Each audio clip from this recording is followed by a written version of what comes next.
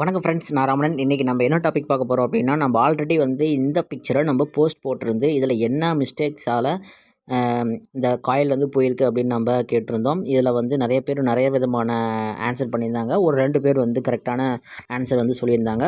So இதில் என்ன answer கரெக்டான ஆன்சர் அப்படிங்கிறத சொல்லிடுறேன். ஸோ இது பேப்பர் ஃபால்ட்டோ இல்லை அலுமினி காயில், காப்பர் காயிலோ அந்த மாதிரி எந்த ஃபால்ட்டும் இதில் கிடையாது. இது நான் ரீவைண்டிங் பண்ணி கொடுத்தது தான். என்னுடைய ஒரு சின்ன மிஸ்டேக் தான் இந்த காயில் போனதுக்கு உண்டான காரணம். அது என்ன காரணம்னு உங்களுக்கு இப்போ ஜூம் ஆக உங்களுக்கு தெரிஞ்சிருக்கும். ஸோ இந்த ரோட்டார் இருக்குது பார்த்தீங்களா, அந்த ரோட்டாரும் இந்த ஸ்டேட்டாரும் பார்த்தீங்க அப்படின்னா மிஸ்மேட்ச் ஆகிருக்கு. அதாவது ஷாஃப்ட் தேஞ்சு போய் மேலே கோர் ஏறி இருக்குது. ஸோ அதனால் பார்த்தீங்கன்னா உங்களுக்கு ஒரு கிட்டத்தட்ட ஆஃபில் தான் ஒரு ஆஃப் ரோட்டரில் தான் இது ரன் ஆகிருக்கு. ஸோ அதனால் பார்த்தீங்கன்னா ரன்னிங் காயில் மட்டும் ரொம்ப ஹீட் ஆகி அதனால் பேர்ன் ஆயிடுச்சு. ஃபுல்லாக பார்த்தீங்கன்னா ரன்னிங் காயில் மட்டும் பேர்ன் ஆகிருக்கு. ஸோ பார்த்தீங்கன்னா இதில் பேப்பர் ஃபால்ட்டோ இல்லை அலுமினி காயில், காப்பர் காயில் அப்படிங்கிற எந்த ஒரு டிஃப்ரென்ஸும் இதில் கிடையாது.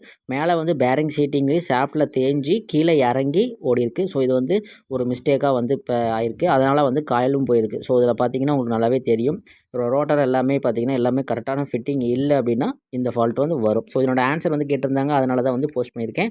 ஸோ நெக்ஸ்ட் ஒரு வீடியோவில் சந்திக்கிறேன். நன்றி, வணக்கம்.